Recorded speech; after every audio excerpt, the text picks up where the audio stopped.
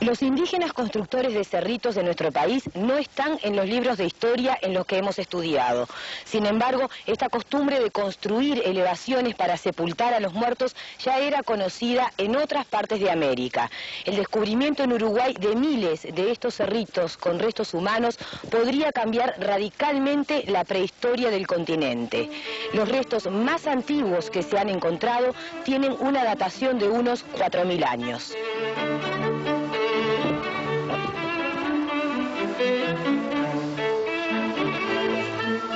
Para hacernos una idea de la importancia de esa fecha, únicamente en la cuenca del Mississippi, en Estados Unidos, se encontraron restos tan antiguos de constructores de cerritos. Todos los demás son posteriores, como los de la isla de Marajó en Brasil, los de Bolivia, los del Paraná en Argentina, los del Orinoco en Venezuela o los de Chile en zona de mapuches. La costumbre de construir elevaciones para sepultar a miembros destacados del grupo no es el único punto en común entre estas culturas.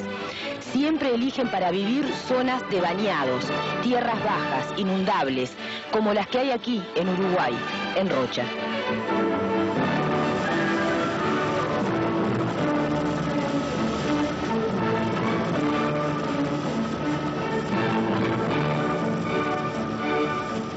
Si bien todavía no sabemos claramente quiénes eran estos indígenas, sí sabemos quiénes no eran.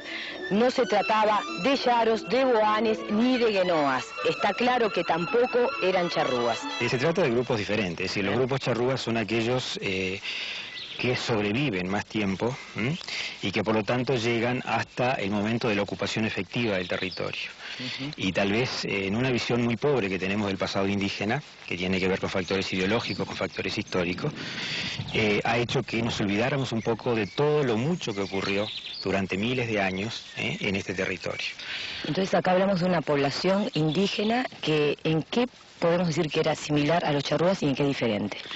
Yo diría que era en muy poco similar. Es decir, tenemos un grupo que tiene un sedentarismo bastante notorio, que tiene una estructura social bastante más compleja, o por lo menos diferente a aquella que tenían los grupos charrúas, y podemos decir que tal vez con creencias muy diferentes, ya que este tipo de construcciones que tienen que ver con lo ideológico, con la funebria y con otros elementos, no estaría acorde aparentemente con aquellas creencias que tenían estos grupos cazadores, que llegamos a conocer más porque sobrevivieron más tiempo. No debemos dejar de lado el charrúa, no.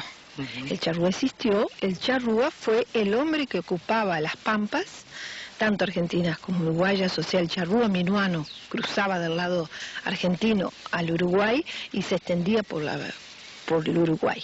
En el momento del contacto, pero cuidado, la nación charrúa, si queremos llamarle, como tradicionalmente se le conoció, no fue el único ocupante del Uruguay. ¿Quiénes eran estos hombres que enterraban a sus muertos en cerritos? La respuesta está bajo tierra, a 5 centímetros o a 5 metros.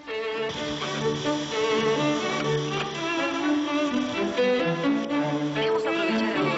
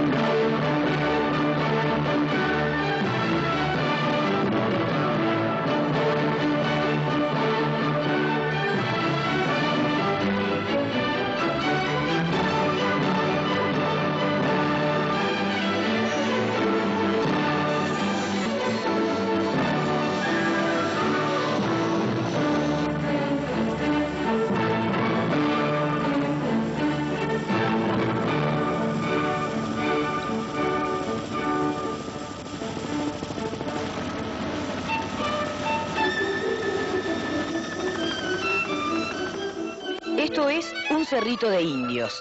Son elevaciones de tierra que tuvieron como primera finalidad sepultar a los muertos. Se fueron formando a través de los siglos a medida que se iban agregando capas. Los sedimentos utilizados para hacerlos fueron traídos de otros lugares. En este momento se está haciendo un relevamiento para saber si provienen de zonas bajas cercanas a los cerritos. El problema de la construcción del cerrito es que puede haber sido hecho, o ya sabemos por la excavación en otros cerritos, que fue hecho en varias etapas. Entre cada una de estas etapas de ocupación del cerrito pasan miles de años. Es decir, 4.000 años atrás se construyó la base, diremos, hasta 1 metro, 2 metros. Se siguió, se desocupó y se volvió a reocupar, o se ocupó temporalmente, se volvió a ocupar por temporadas, en fin. Pero existen varias culturas determinadas en cada cerrito.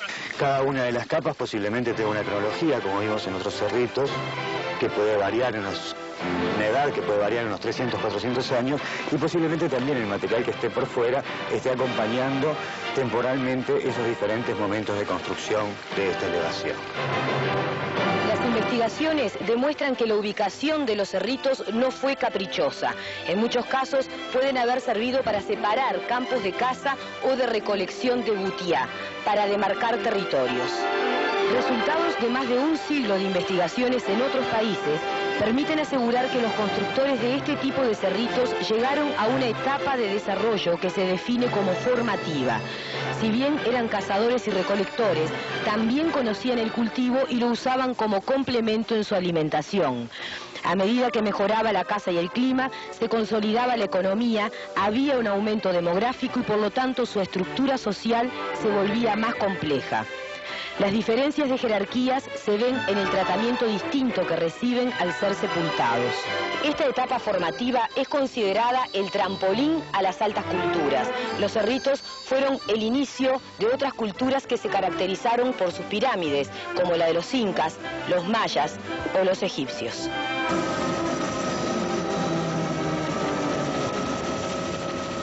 ...800 cerritos de indios han sido relevados en Uruguay, pero se estima que habría más de 2.000. La zona de máxima concentración es en India Muerta, en Rocha. Aquí también están los cerritos más grandes.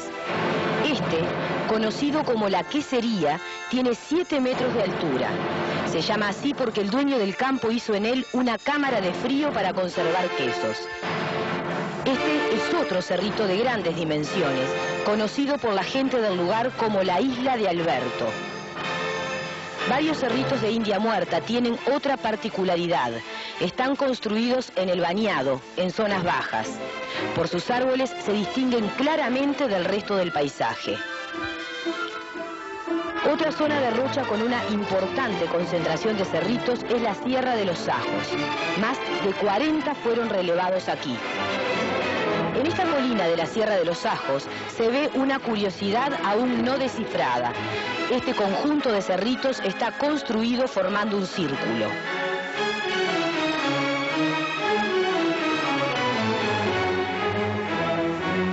Por sus características, estos sitios son divididos por los arqueólogos según su complejidad. Y la investigación un poco focalizada eso, saber cómo se pasa del simple cerrito dedicado al honor de la muerte de alguien o a una familia que levanta un cerrito, a ver cerritos unidos y muchas veces estructuras que parecen partir de algunos cerritos pero que son unidas por acumulaciones de tierra que aparentemente tendrían el objetivo de generar estructuras, figuras significativas. ¿Y que estarían indicando qué? Ah, bueno, esa es la investigación. Esta historia de investigación comenzó hace 20 años con una llamada telefónica. Así se dio inicio al proceso que llevaron adelante arqueólogos y estudiantes.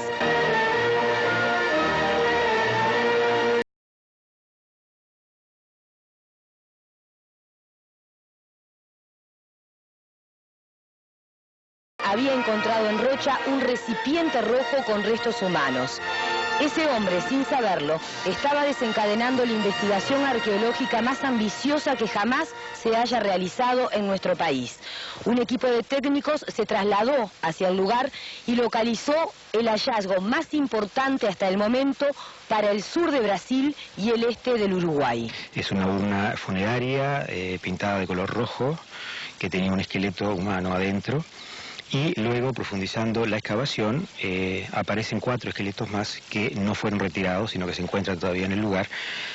Y por lo tanto, tal vez tendríamos un panorama diferente, en el sentido de que por ahí estamos frente a una manifestación reciente de esta cultura de los constructores de cerritos. ¿Por qué se esperó 20 años entonces? Creo que la falta de recursos técnicos y económicos llevó a que se esperara con muy buen criterio un mejor momento. La arqueología es algo relativamente reciente en nuestro medio. Tal vez no resulta fácil entenderla como una disciplina científica, se la entiende más como un hobby. Pero hay un grupo de personas para las que esto no ha sido un hobby. Son los arqueólogos que hoy trabajan en Paso Barrancas, Isla Larga y Los Indios. Son del primer grupo de egresados de antropología de la Universidad de la República, la generación del 76. Formaron una cooperativa y comenzaron a trabajar con sus propios recursos. A mediados de 1986 recibieron el primer apoyo oficial, $4.500 anuales. Mientras duraban las excavaciones, dormían en escuelas de la zona. Esta grabación amateur, realizada por ellos mismos, muestra el trabajo de 2 campañas, una entre marzo y junio de 1988 y otra en junio de 1991. Esta es la excavación del 88. El sitio se identifica como CH2D01 y está ubicado al norte del bañado de San Miguel. Acá los hallazgos fueron realmente importantes, restos de 19 humanos y 2 esqueletos de perro. Estos esqueletos de perro son la primera prueba directa de que nuestros indígenas domesticaban animales. Uno de ellos estaba fuera del cerrito, el otro estaba enterrado junto a restos humanos en el centro de la elevación. Enterrar a un animal y a su amo juntos demuestra la existencia de un vínculo social elocuente. Los primeros sorprendidos fuimos nosotros. Sabemos que el perro se introdujo en América prácticamente con los primeros pobladores americanos hace unos 12.000 años o 14.000 años. Hay fechas muy tempranas para enterramientos de perros en Estados Unidos para el 10.500 antes del presente, el 8.000 antes de Cristo. Para Uruguay no había ningún tipo de referencia, lo más cercano estaba bastante lejos en Brasil o alguna pieza aislada en algunos sitios en el oeste de provincia de Buenos Aires. Y aquí nosotros tuvimos la suerte de encontrar 4 enterramientos de perros. No son piezas aisladas, sino perros que fueron enterrados y tratados igual o muy similar en su tratamiento a lo que fueron los seres humanos. Del análisis de los restos de estos 19 individuos también aparecieron sorpresas. Recordemos que el promedio de vida de las poblaciones indígenas conocidas se estima en unos 35 años. Estos individuos que tenemos acá, la gran mayoría son individuos de más de 40 años, entre 40 y 50 años. Hay 2 adolescentes que curiosamente estaban juntos en un paquete funerario. Será un paquete funerario con 2 cabezas. Incluso es difícil, aparentemente un chico joven y una chica joven de unos 17 años. Eso también se puede estimar bastante bien la edad, sobre todo cuando son subadultos, es lo más seguro. Y había 2 cabezas con un solo postcráneo, o sea, el resto del esqueleto era de un solo individuo. Si fue un error cuando hicieron el esqueleto, el paquete, o si realmente hay una intencionalidad en poner 2 cabezas, no lo podemos saber, pero sí aparece eso. Y aparecieron también 2 niños de cerca de 6 años, y el resto de los individuos son todos de arriba de 40 años, o sea, el resto de unos 14 individuos, digamos 10 de los cuales más o menos podemos ver la edad. Parte de aquel grupo que formó la cooperativa y que fue pionero en las investigaciones sigue trabajando hoy. Ahora integran el proyecto oficial con apoyo gubernamental denominado Misión de Rescate Arqueológico de la Cuenca de la Laguna Merín del Ministerio de Educación y Cultura. El punto que se está manejando, yo diría que es un proyecto en estos primeros 4 años a 3 etapas.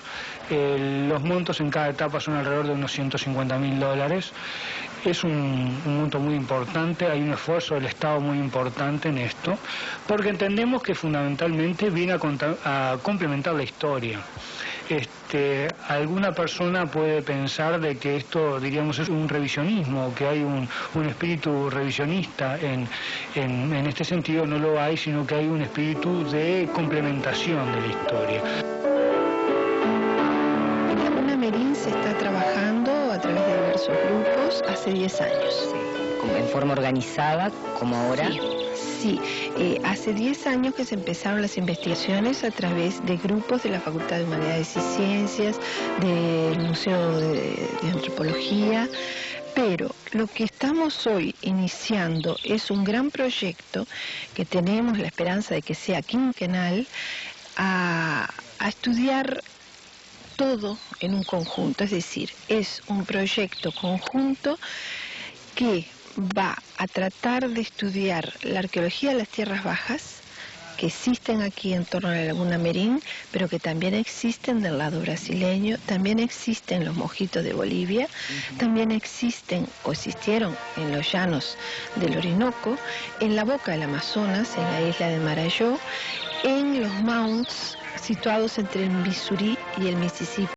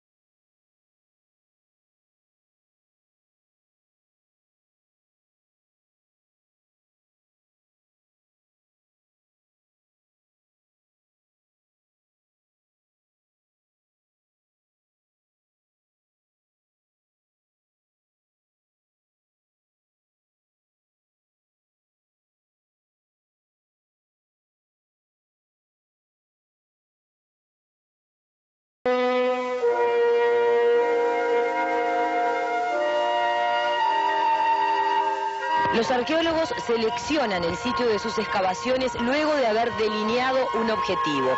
Leonel Cabrera, por ejemplo, que trabaja en el lugar donde hace 20 años se encontrara la urna funeraria por la cual se dio inicio a estas investigaciones, intenta relacionar a estos indígenas con otras culturas. Roberto Braco, en Paso Barrancas, busca la relación de los cambios ambientales a través de los siglos y de esta cultura indígena. José María López Mas, en Los Indios, está estudiando los primeros trazos de urbanismo prehistórico en nuestro territorio.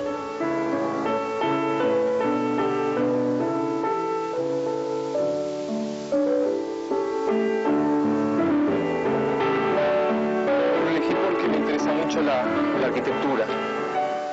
Quisiera hablar de poblaciones prehistóricas en Uruguay que hacen arquitectura. La arquitectura es el acondicionamiento de un espacio geográfico a los fines de alguna actividad humana. Y aquí hay una arquitectura compleja en un grado primario de complejidad. Y para poder estudiarla, para poder deconstruir esto y poder estudiar cómo fue creciendo, qué construcción se hizo primero, luego cómo se unen dos construcciones, como es el caso de estos dos cerritos, me pareció un lugar interesante. Hace 4 meses, la primera excavación que visitamos fue la del arqueólogo Roberto Braco en Paso Barrancas.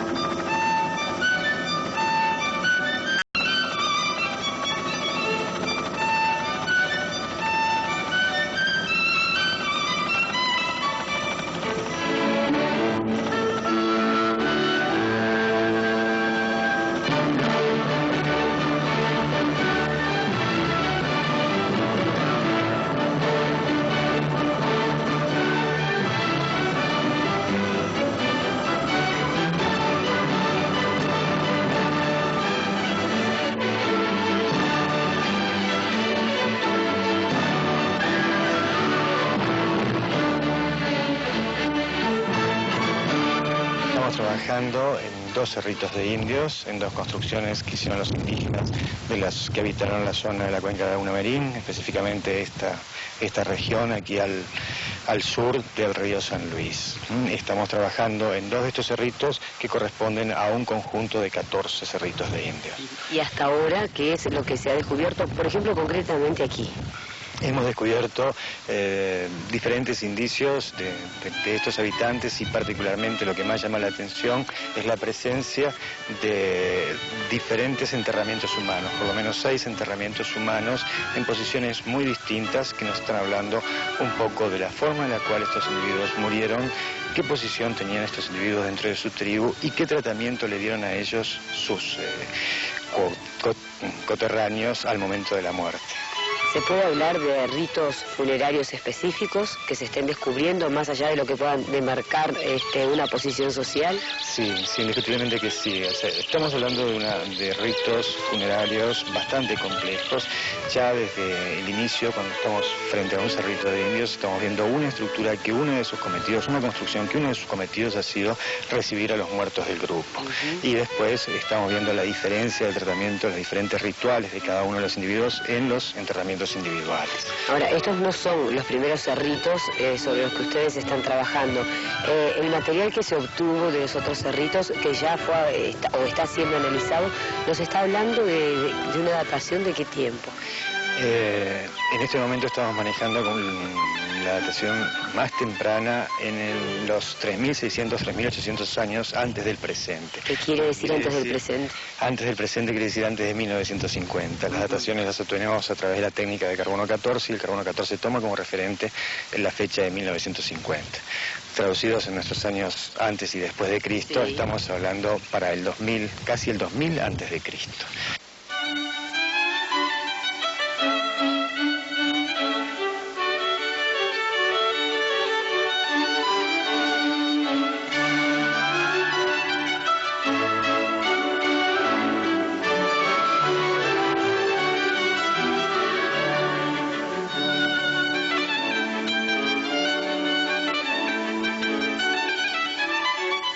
¿Serían civilizaciones sedentarias? Serían grupos semisedentarios o quizás sedentarios. Lo que es claro es que no eran grupos nómades, no tenían esa movilidad que nosotros atribuimos comúnmente a los indígenas que vivían en nuestro territorio. Eran grupos que posiblemente pasaran buena parte del año establecidos en asentamientos semipermanentes o quizás hasta permanentes 2 a 3 años en el mismo lugar.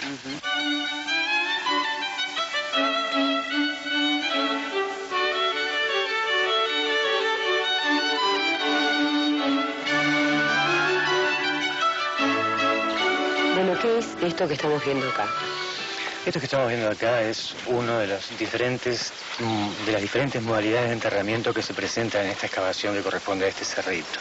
Acá estamos viendo un cuerpo articulado de un individuo adulto, posiblemente de sexo femenino, una mujer.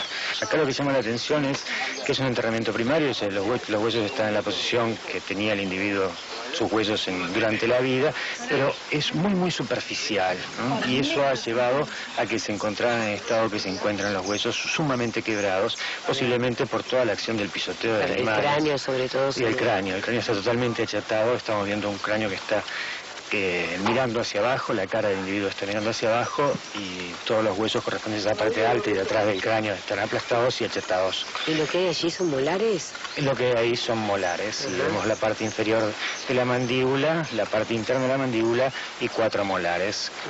Algunos de ellos todavía conservan la posición original de vida del individuo, ¿no?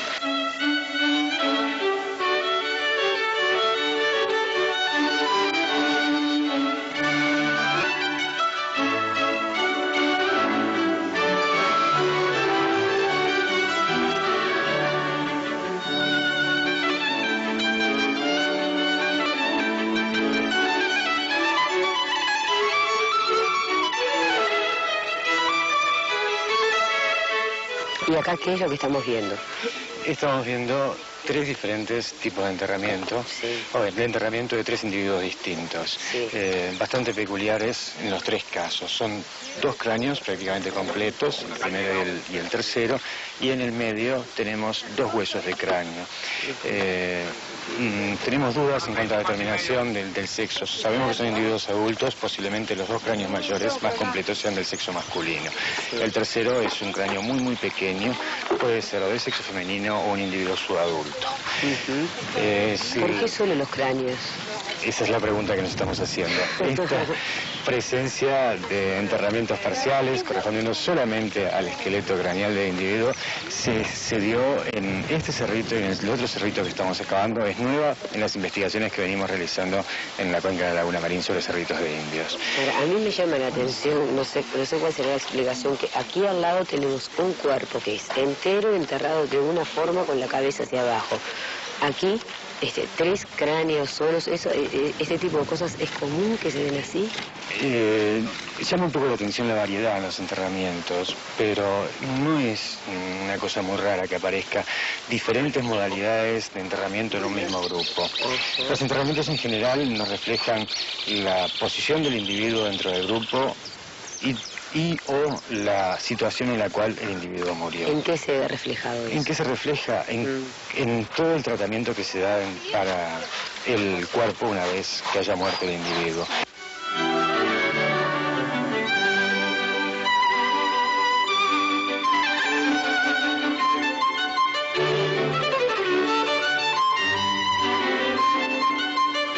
Junto a los restos humanos también aparecieron ofrendas compuestas por piedras o por huesos de animales, entre otros elementos. Ofrendas que también van a aparecer en la excavación que visitaremos en el próximo bloque. Restos de adultos y de 2 niños muy chicos junto a un ajuar son parte de lo que vamos a ver en ese lugar conocido como Isla La.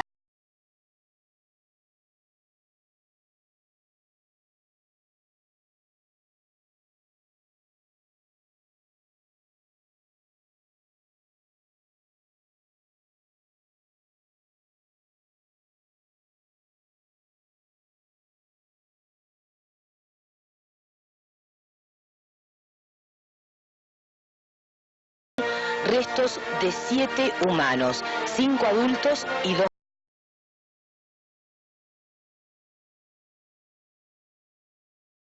Dos enterramientos primarios.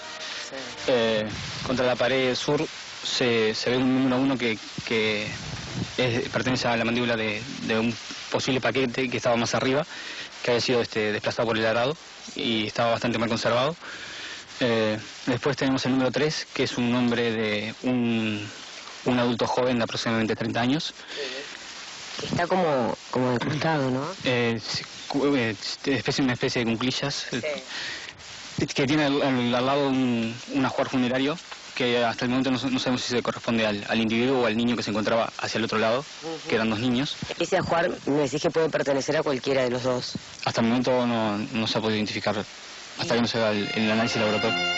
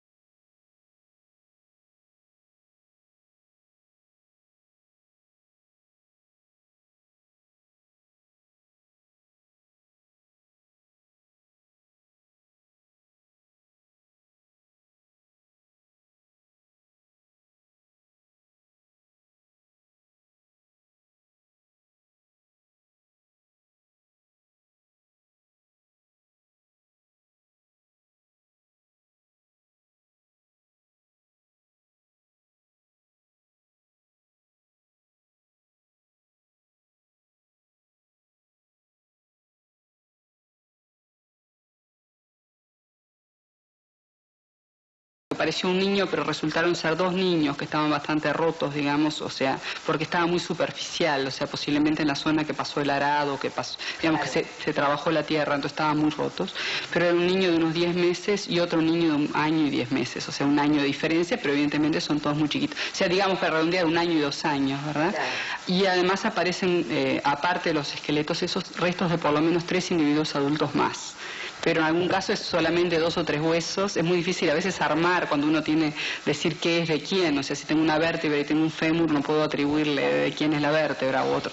Doctora, ¿se puede determinar la causa de la muerte? Lamentablemente en estos casos no hemos tenido ninguno que sea clara, digamos.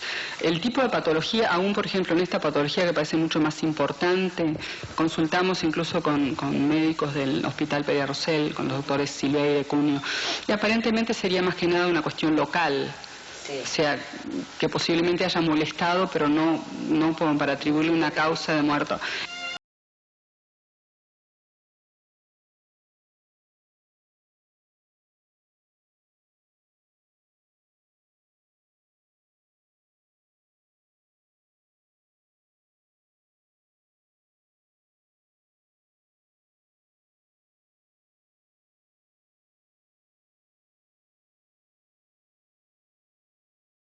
A los bebés se encontró un ajuar formado por cuarzo trabajado, una cuchareta de río, 3 mandíbulas de perro, una mandíbula de nutria y restos de mulita. También hay ofrendas para los adultos, los que nos estaría hablando de signos de estratificación social en el grupo. Bueno, no todos los individuos reciben el mismo costo en el momento de ser enterrado. Hay ofrendas diferentes, hay formas de enterrarlo distinto, ocupan posiciones dentro del cerrito, dentro del montículo también diferentes, lo cual nos están hablando de individuos que cumplían un rol dentro de la sociedad y una responsabilidad tal vez dentro del grupo diferente. Claro. Ahora, este cerrito también es muy especial porque está construido sobre una elevación natural, ¿no? Claro, está construido encima de la Sierra de San Miguel. Es una zona donde encontramos otros cerritos, es un cerrito que tiene una cierta altura, pero además el elemento tal vez clave en cuanto a diferenciarlo de los otros que conocemos es ese hallazgo que se dio de una urna funeraria que no recuerda el tipo de creencia o de forma de ubicar a los muertos propios de los tupiguaraníes. Lo cual nos estaría hablando de presencia o más probablemente de influencia tupiguaraní en esta zona. Yo no estoy diciendo, por favor, que los guaraníes pusieron el pie en este cerrito, pero que había, en este cerrito había unas urnas del tipo guaranítico que todavía no fueron fechadas. Bueno.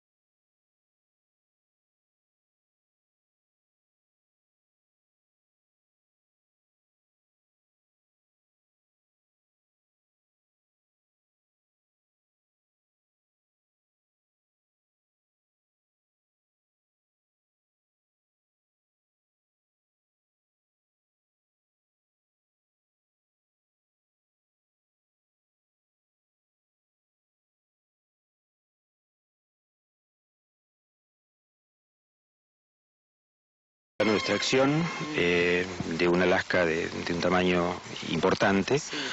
¿Y por qué estamos tan seguros, o ustedes están tan seguros, que de acá sí acá hubo extracción y por ejemplo, no sé, acá no o allí no?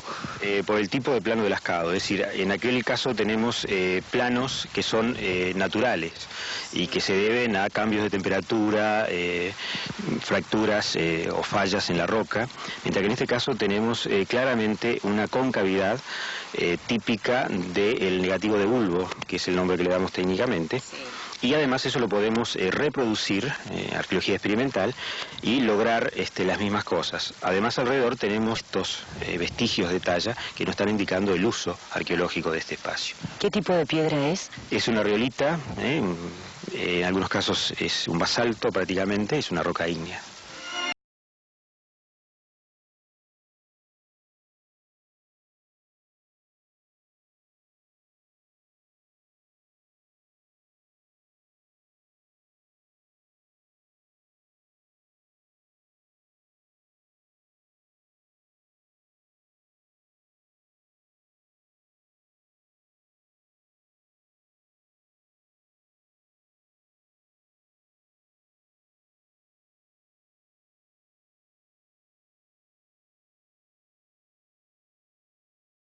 No es exactamente el de rompecocos, pero aparentemente puede haber sido usado para la fabricación del fuego, fue usado como percutor. Sí, aparentemente es el tipo de instrumento con el que se reavivaban las puntas de flechas cuando sufrían algún daño. Tiene también estrías muy claras de abrasión. También fue usado con una actividad de abrasión muy fuerte, no sabemos muy bien para qué, pero es interesante porque conforma ese toolkit de un cazador que se desplaza. Sale liviano, con todo lo que necesita. Claro, un nómade que sabe lo que hace. Muy bien. Los indios, el lugar donde se encontró esta herramienta, muestra otras características que lo hacen el sitio más complejo de los que se han excavado.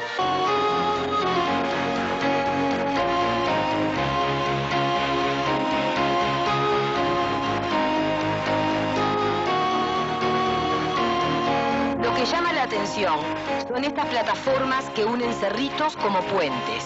Son acumulaciones de tierra, casi seguramente fueron plataformas ceremoniales. El material que se encuentra allí es diferente al de los cerritos. Por ejemplo, en los cerritos, las herramientas del muerto aparecen rotas como parte de un ritual de creencia en el más allá. Sin embargo, aquí, en estas uniones, están enteras. También aparecen otros elementos que no se encuentran en los cerritos, como cerámicas decoradas. Las puntas de flechas que vimos en el laboratorio se encontraron en esta capa, que llamamos 4, y lo que tiene interesante es que esta capa es anterior a la construcción del cerrito. Esta capa, con sus testimonios, con sus puntas de flechas, lo que ilustran es este lugar tan particular, una punta de tierra, una lengua de tierra que entra en el bañado. Es un lugar muy interesante para la caza, y esas puntas de flecha están confirmando la ocupación desde épocas bastante remotas de esta lengua de tierra de los indios por parte de cazadores, colectores. Entonces se encontró un enterramiento a la base del cerrito, el cual pensamos que es el más antiguo, el que dio origen a que se empezara a hacer un cerrito aquí. Se encontraron restos de enterramientos más arriba, y se encontró todo tipo de material donde lo más significativo es un número abundante de lo que llamamos ocre rojo, un óxido de hierro con trazas de haber sido raspado, y que no es otra cosa que la pintura ceremonial típica de todos los indios de América, y que llamativamente está representado un número muy alto acá. Entonces este no sería un típico cerrito de enterramientos. Tiene sus enterramientos, pero no es el típico donde están acumulados muchos enterramientos. Aquí pensamos de que hay, aparte del enterramiento, hay otro tipo de actividad ceremonial más, que marcar algún momento importante en la vida de esta gente. Es decir, hay una actividad ceremonial intensa. ¿De qué tipo? Por ejemplo, un lugar de reunión comunitaria. Sí, que en un momento del año se juntaran con tribus vecinas, parientas, y que tuvieran un par de semanas juntos. Es el típico lugar donde aparentemente podría haber ocurrido ese tipo de situaciones, que las conocemos por el estudio de la etnografía, ¿no? Y el número importante de piedras para la pintura ritual le dan una connotación particular, esa connotación ceremonial a la que yo me refería.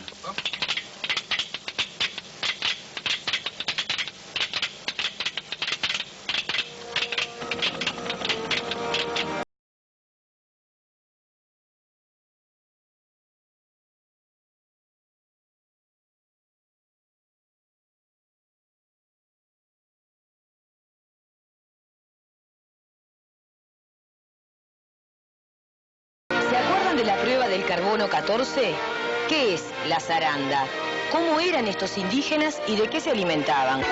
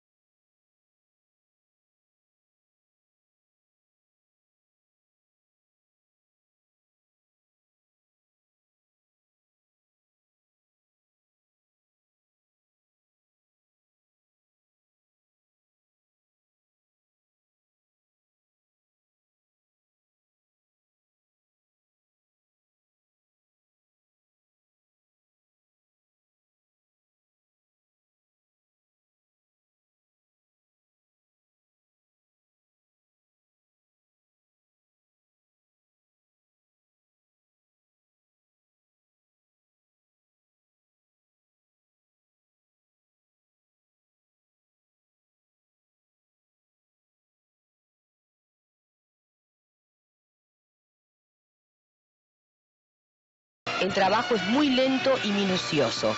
Van descendiendo de a 5 centímetros con pequeñas espátulas. Cuando encuentran algo, cambian las espátulas por pinceles y pequeños cepillos para seguir removiendo la tierra. Cuadriculan la abertura y miren exactamente en qué lugar aparece cada pieza. Nada se tira. La tierra removida es volcada en grandes cernidores llamados zarandas.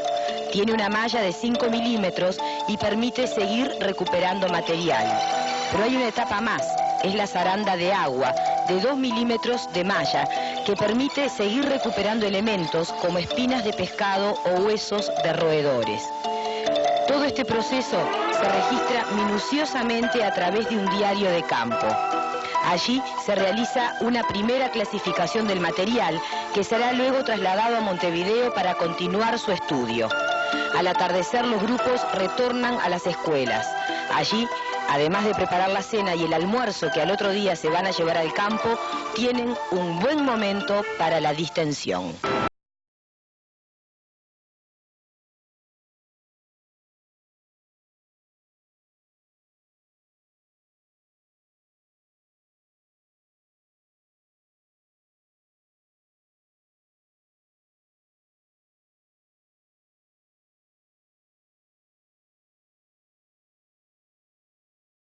Restos de mármol. Por eso la prueba del carbono 14, que en Uruguay se hace de manera confiable desde hace unos 3 años, es la más aceptada para determinar la datación de los restos. El mecanismo consiste en transformar el carbono en benceno mediante un sintetizador. El proceso demora aproximadamente unas 6 o 7 horas. O sea que empezamos a sintetizar en la mañana y se termina en la tarde. ¿Qué es cada una de estas cosas que estamos viendo? Bueno, lo primero que te tengo que comentar que este es un equipo que trabaja a muy alto vacío. Nosotros trabajamos aproximadamente a 1 miliatmósfera, 10 a la menos 3 atmósferas.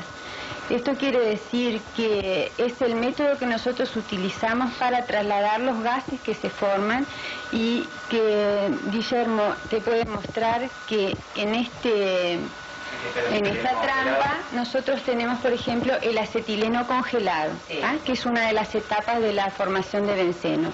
Si nosotros queremos trasvasar ese acetileno congelado, lo que tenemos que hacer es retirar el nitrógeno líquido que está en ese vaso que estás viendo y dejar que el acetileno que está solidificado allí nuevamente se volatilice y pueda ser atrapado en la trampa siguiente. En este caso, la trampa siguiente que ves al lado, la que tiene los granulitos, es un catalizador que va a transformar el acetileno en benceno, que es, digamos, la parte más importante de la síntesis. Y luego ese benceno, que también lo obtenemos sólido, como lo pueden estar viendo en la última trampa, en la pequeña, lo dejamos que se vuelva líquido y es lo que vamos a medir en el contador para determinar la cantidad de carbono 14 que tenía la muestra.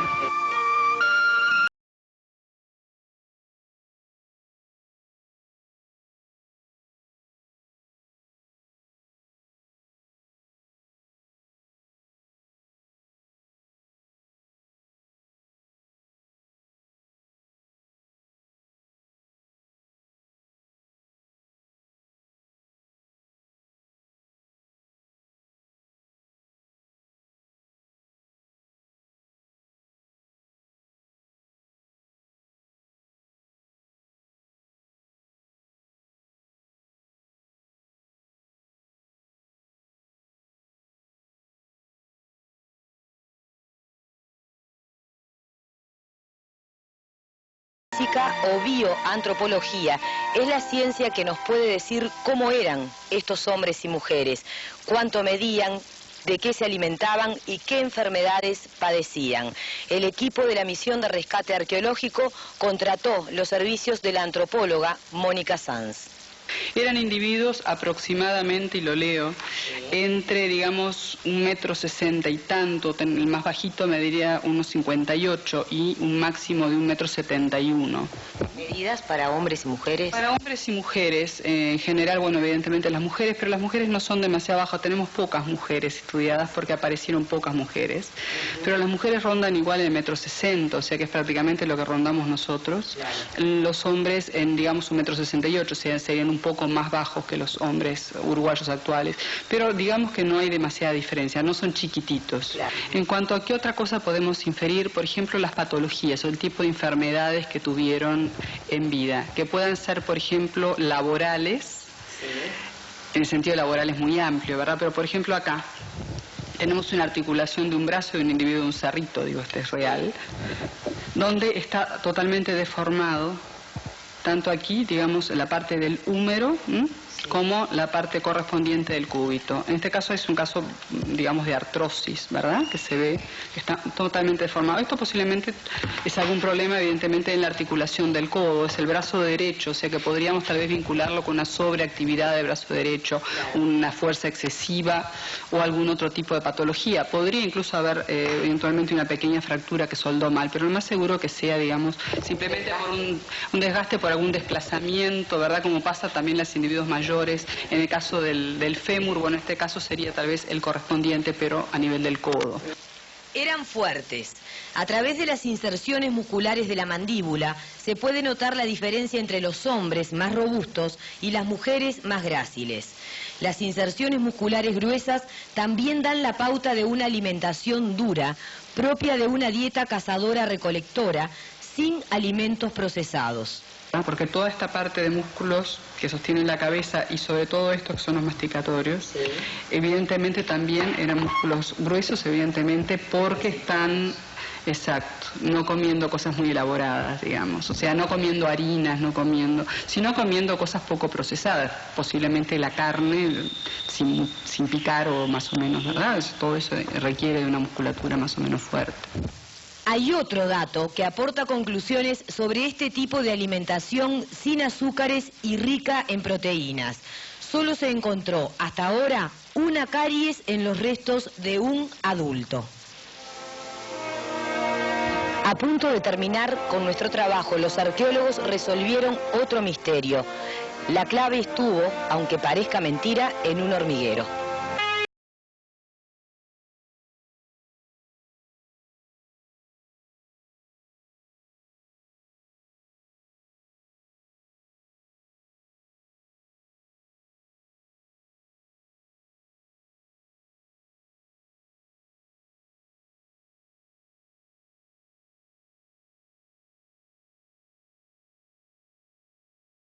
Son los puntos que aparecen mucho más claros en las paredes de la excavación. El secreto de su elaboración se develó cuando estábamos uno de los sitios. Los ladrillos tenían galerías. Se comprobó que esas galerías eran similares a las de un hormiguero. Se hizo un experimento que consistió en prenderle fuego a un hormiguero durante 4 horas y dejarlo en combustión 12 horas. El resultado fue un ladrillo de tierra quemada hecho en 1996, que es igual al que hicieron los indígenas hace miles de años. Esta respuesta la tenemos desde hace unos 6 días más o menos.